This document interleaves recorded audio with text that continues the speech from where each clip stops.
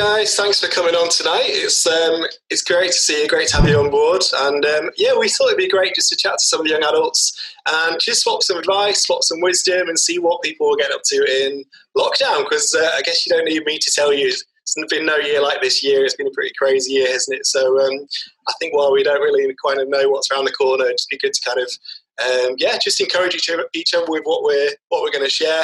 We've got a few of the young adults with us on the call, so I'm going to introduce them in a moment. But yeah, have a listen, take notes, and yeah, let's see who we've got. So Joey, do you want to introduce yourself and let us know kind of what your situation's been over lockdown? Yeah, so my name's Joey. I'm 24. So my situation over lockdown, right to the beginning.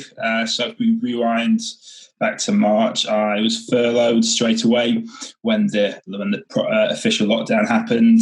I was furloughed until the middle of July. I then went back to work, and then I've managed to change jobs in the middle of lockdown 2.0. So I'm now retraining to work in the public service.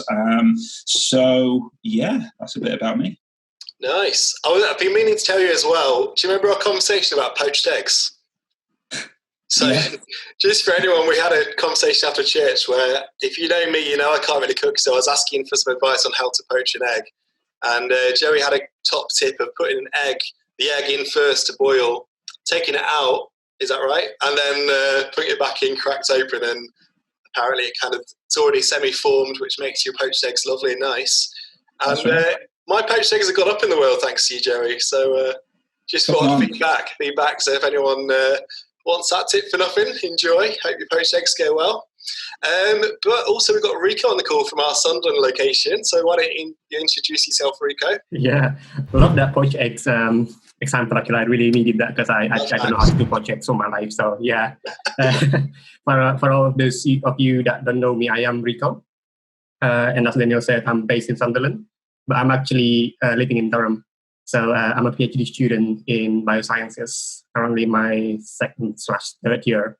But yeah, I think lockdowns affected me in not as much as way as it affected Joey, but I think in terms of studying, it makes things like really not consistent, if you know what I mean, because things have to close and then things open back up and then things close. So when you have a massive project, it's kind of, well, what do you do?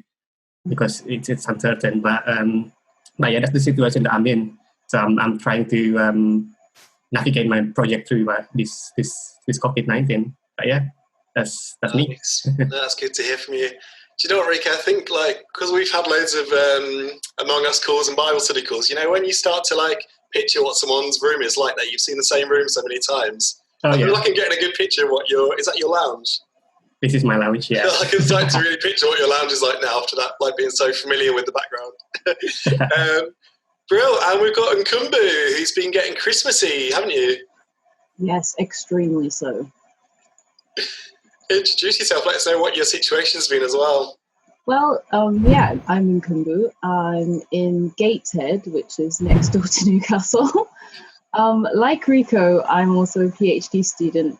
But unlike Rico, I'm not studying anything with quite so much substance as biology or anything else. I'm actually doing a PhD in design, so I'm in a similar vein. I kind of have spent the last year or so sort of struggling through my project and trying to readjust my plans and figure out what to do going forward that would actually, amount to at least a similar outcome to what I expected in the beginning. But yeah, so it's been a bit of negotiation for me.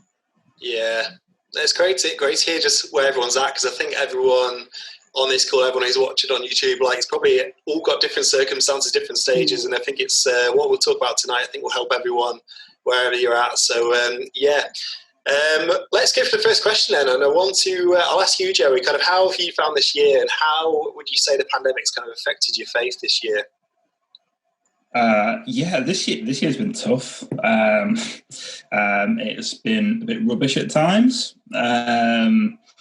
I think, at times I've found myself especially when you've gone from being perhaps in some of the strictest moments of lockdown to some of the times that it's been relaxed. Like socially, I've found myself getting a lot more anxious, when you then start to spend time with people, because we don't probably we've taken it for granted, like just how, fortunate we've been for our whole lives to just see people and do things. And especially, for us as Christians to even get to gather at church.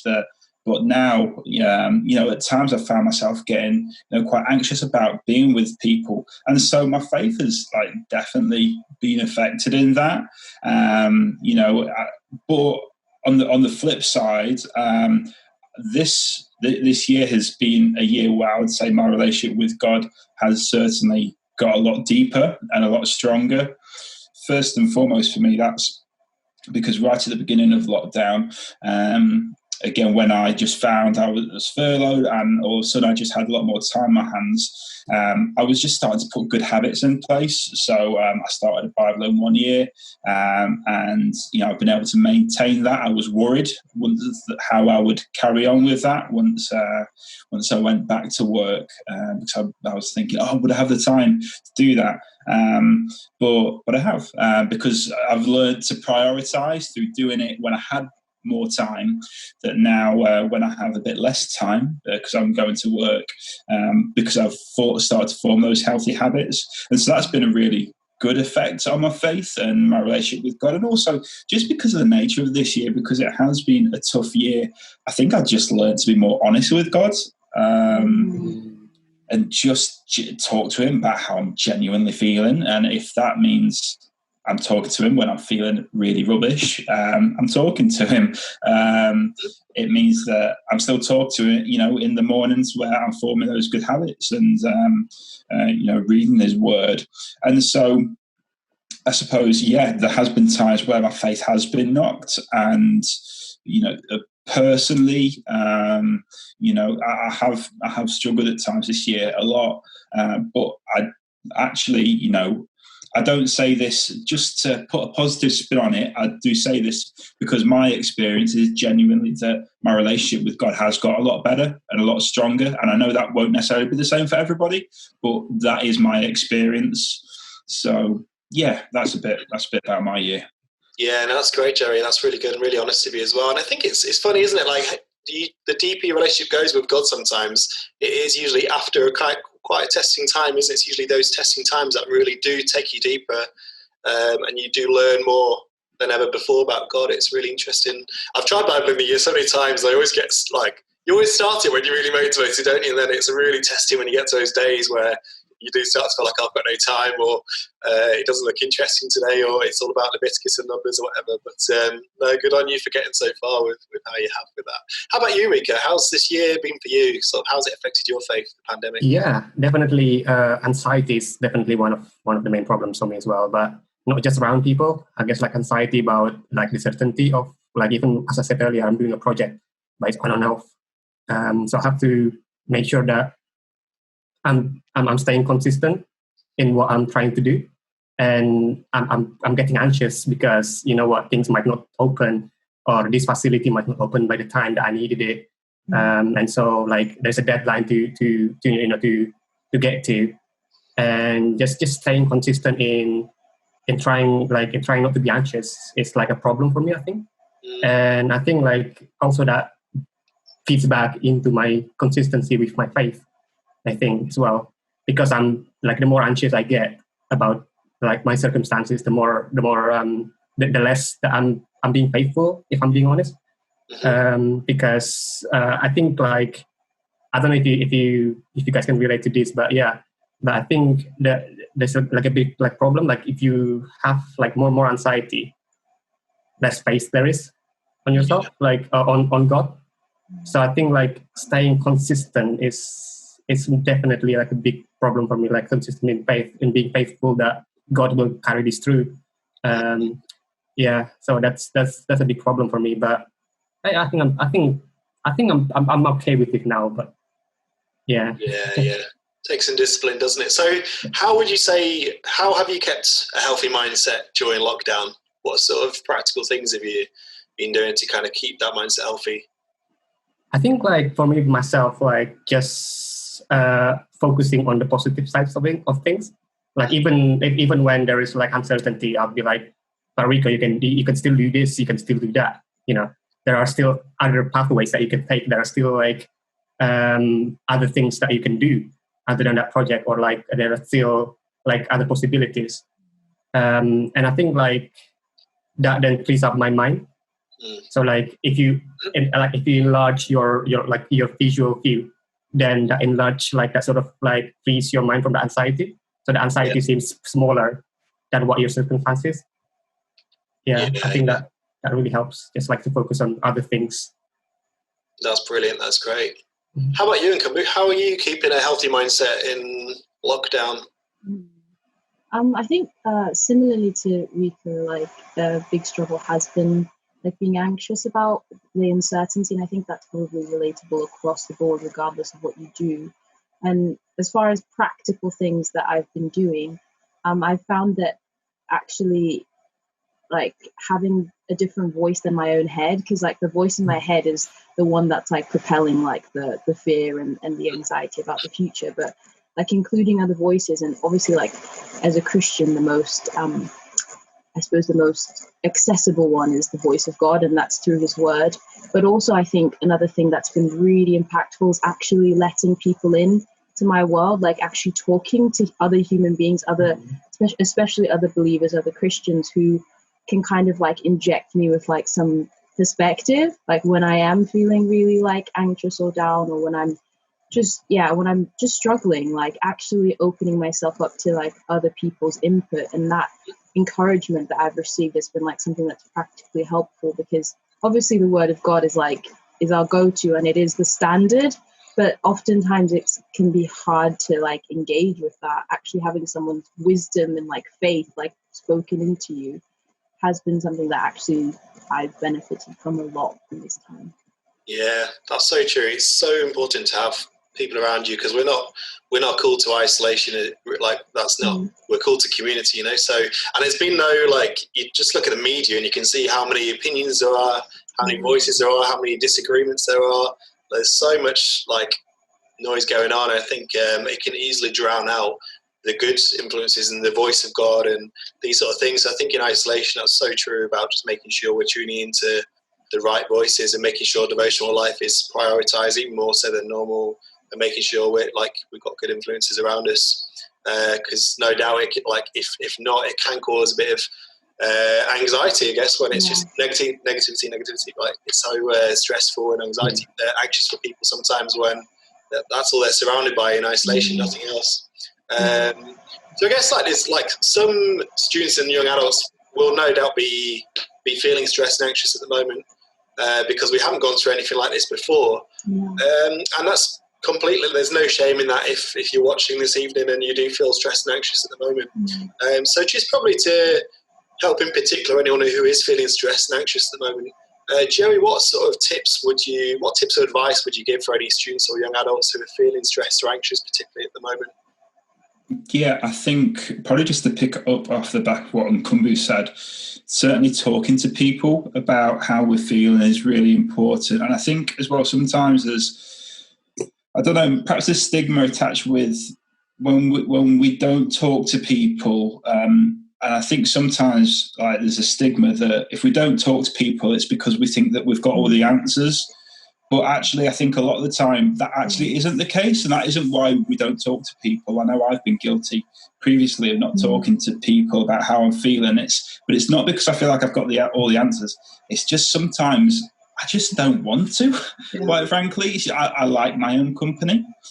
Sometimes I'm not the especially for someone like me who's married.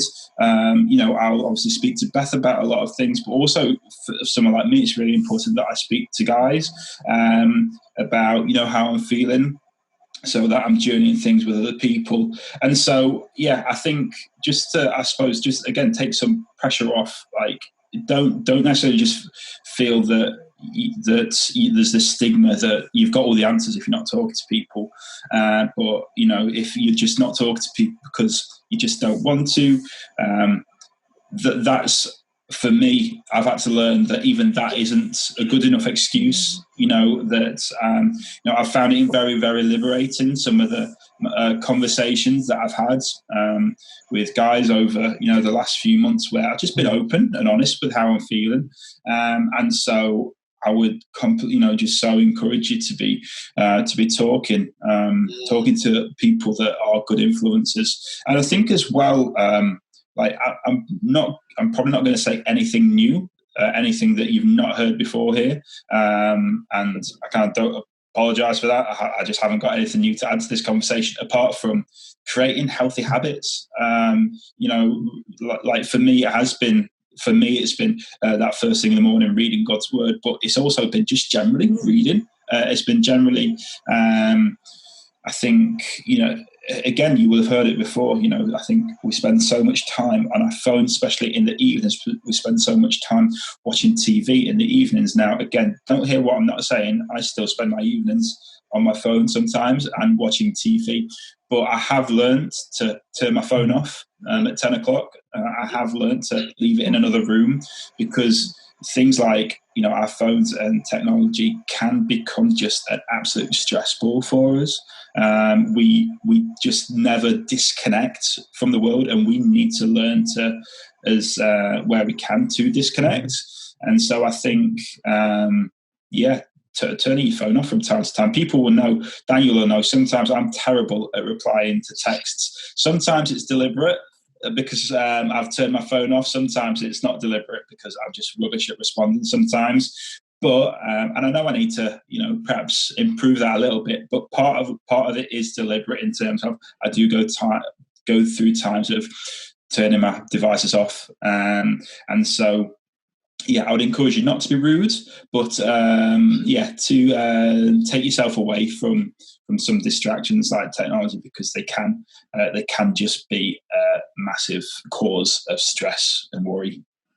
Yeah, no, that's some really good advice there. And phones that's such a good example. Like, I think in lockdown 1, I made the mistake of watching The Social Dilemma on Netflix and reading the John Mark Comer book about the ruthless elimination of hurry, both just really drilling down on kind of how bad overuse of phones can be if we really overuse it. And since then, I think I've asked Santa this year for an alarm clock and a watch, because I've been working out, like, what do I use my phone for? And if I can try and cut down on it, then I think that will help. So that's really, really good advice. So yeah, just think about kind of what it is that kind of draws you away from God, away from his voice, whether that's phones, whether that's distractions, whether that's busyness, whatever it is. But and that's really good advice. How about you, Rico? Have you got any advice for any of the stress or anxiety? It's also like, I really agree with what Joe was saying about disconnecting from the other things that distract us from God, but also like disconnecting from things that are actually like bad influences from us. So, for example, I see like a lot of things in social media doesn't actually help our stress. Like, I see a lot of memes, a lot of people's comments that are like, it's not actually adding into, it's not actually like reducing my stress. It's actually adding into my stress. So I think like acknowledging what actually adds into your stress and what reduces your stress at first, I think like really helps in that sense. Because I think acknowledging it first before actually like reducing it helps you to actually pin out what's actually making you stressed out and what's actually not making you feel stressed out. So I think the first step to making yourself less stressed about your situations, I think, is to know what's actually making you stressed.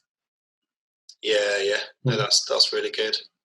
Great. No, brilliant. Well, just before we ask the last question, we've kind of dubbed this session with the question, can you be free and restricted at the same time? Because I think as Christians, we read in the Bible, like, whoever the Son sets free is free indeed. And when you become a Christian, you're called to a life of freedom. But obviously, everything this year, like in the practical sense, kind of shouts restrictions, or can't do this or can't do that. And it doesn't feel very free. But like, can you be free and restricted at the same time? Like, what do you reckon, Nkumbu? What's your thoughts on that?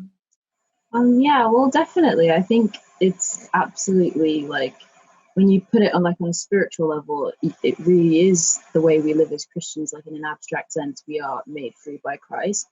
It's free from certain things, but it also means that we are also free to say no to certain things, I guess. And I guess in the context of like what we're going through now, like just to point practically to my own experience, like the fact that I haven't been able to go to uni or travel or do all these other things has been, you know, hard and difficult. But at the same time, I found so much time to actually do some things that I've backburned for like years and years. So yes, I've been restricted, and yes, it was difficult, like to come to terms with what I couldn't do. But after I got over that, like I've found that there has been so many opportunities, and I think restrictions are part of life in general. Maybe not to this extent, and you know, let's pray that, you know, to God that this doesn't ever happen again in our lifetime. But at the same time, like there has been so much opportunity in the restrictions that it's perhaps like caused me to reorient my like perspective and my thinking. And practically it's given me so much time and flexibility to invest in things that otherwise I wouldn't just have had the chance or the opportunity. I've met so many people that I would have never met, like because of this situation. So at the end of the day, yes, we can agree that there's certain things that are definitely not so like amazing about being restricted in travel, in terms of travel, seeing friends and family, or in work and other things. But I would say that like there's been so much like opportunity that's come out of these restrictions, and that I'm, you know, looking back on the year, I'm actually really thankful. Like I was talking to a friend the other day about it. Like it's something that I'm genuinely thankful. Like not excited about all the, you know, down things that have happened, but I'm thankful for the fact that it's given me the opportunity to refocus myself and like find time for things that I never would have had time for. Yeah, that's great. It does kind of reset your perspective, doesn't it? Reset what you value in life, what you have, what you don't have, who you have around. It does really kind of reset things, doesn't it? Joey, how about you? Can you be free and restricted? Yeah. Great.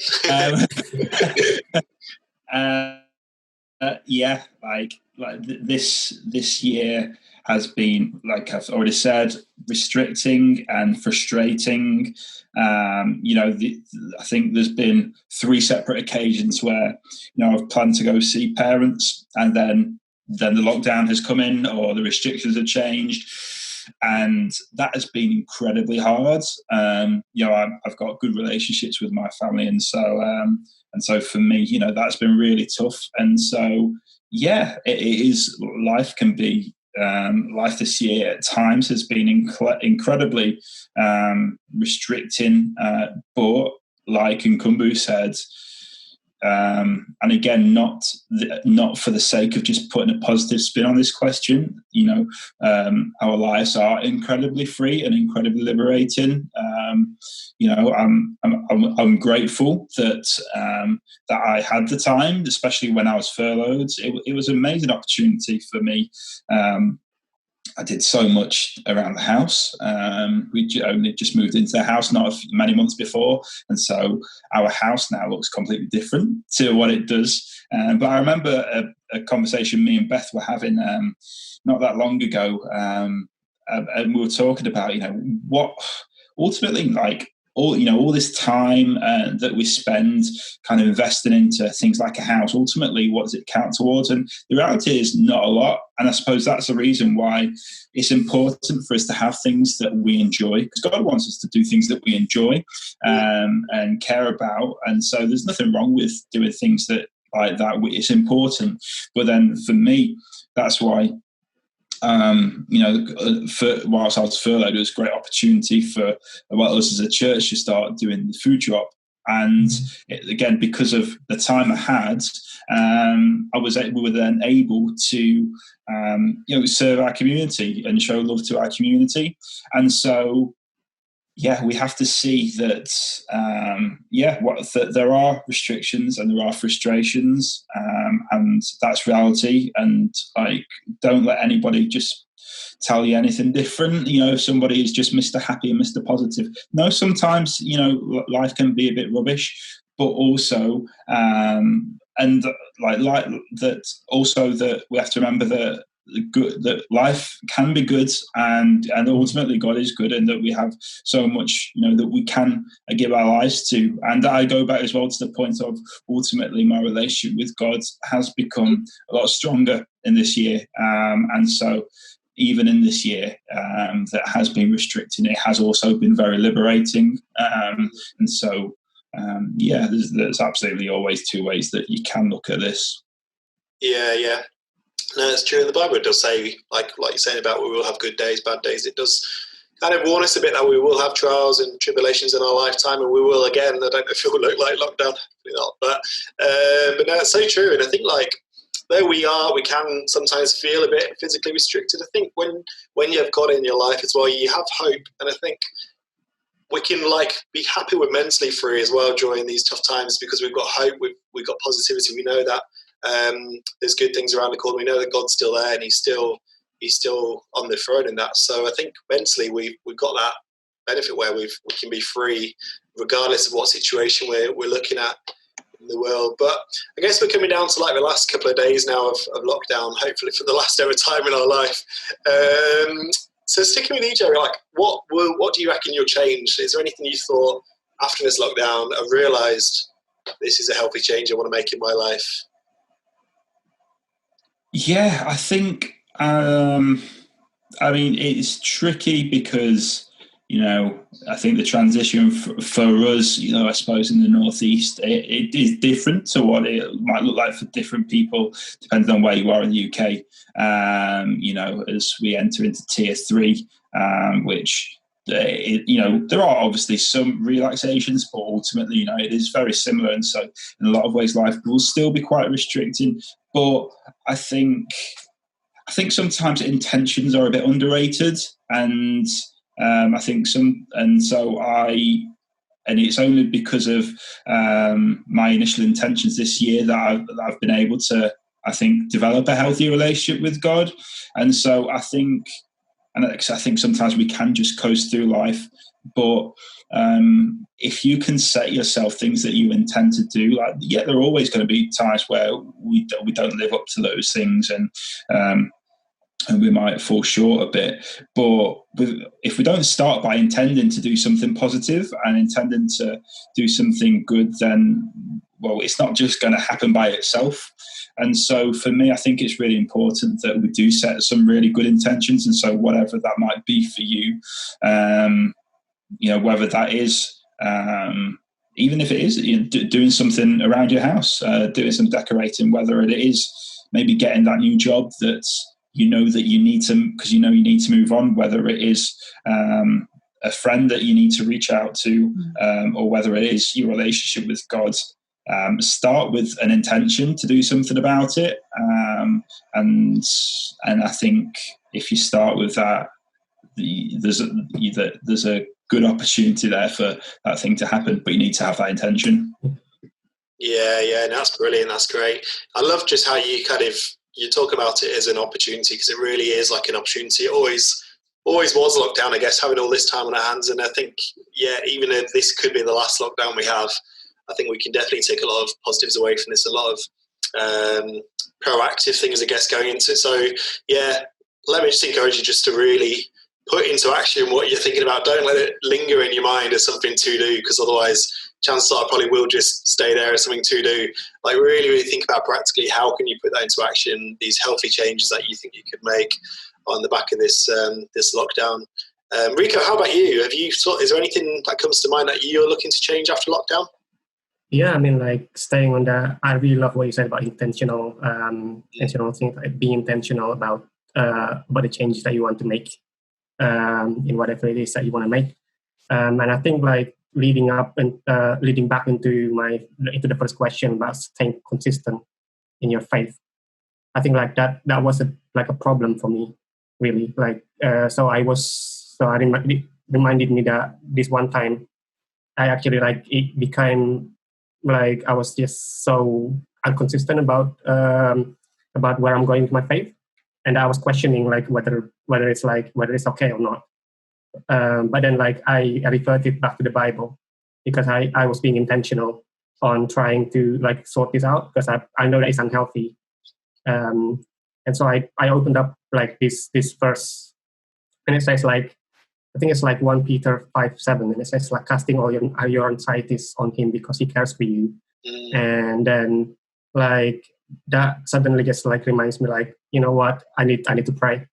I need to pray a lot. Like that's one way I need to do. Like I need to deal with this inconsistency. Sorry, is that I need to like shout it out to God and let it be known to God. Yeah, because like, you know, when you keep things to yourself, it's not healthy again. And I think like when you talk to God about your problem, God responds in certain ways. And I think like that that really helped me, like just being intentional about solving this problem and turning up to the Bible.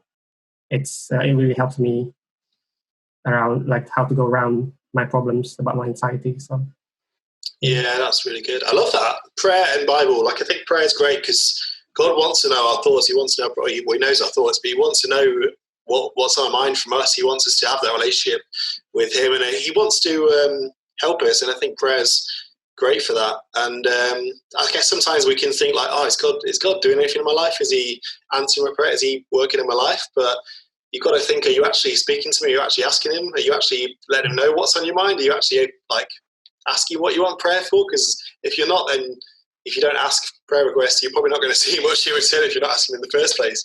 And the Bible, like, great as well, because I think like you can easily think, people can think, oh, is the Bible still relevant today? Even lockdown, we've never had it before. Like, is the lockdown the Bible? Like, surprised me actually how relevant the Bible even is in lockdown. Like, seeing the characters in the Bible, like Paul, like Joseph, like Noah, like all these people who have been in isolation, and actually just makes you realize, oh yeah, even like people in the Bible are in isolation. Actually, maybe the Bible is still relevant, which of course it is. So, how about you, Nkumbi? Is there any healthy changes you're looking to implement after this lockdown? Yeah, definitely, most definitely. I think for me, it's slightly different in the sense that like it's not obviously spiritual. I think for me, I've noticed or realized the real importance of relationships with people, like friendships and like even just like familial relationships. Like, I think I'm probably going to spend a bit more time investing in those and like not taking them for granted, and being more intentional,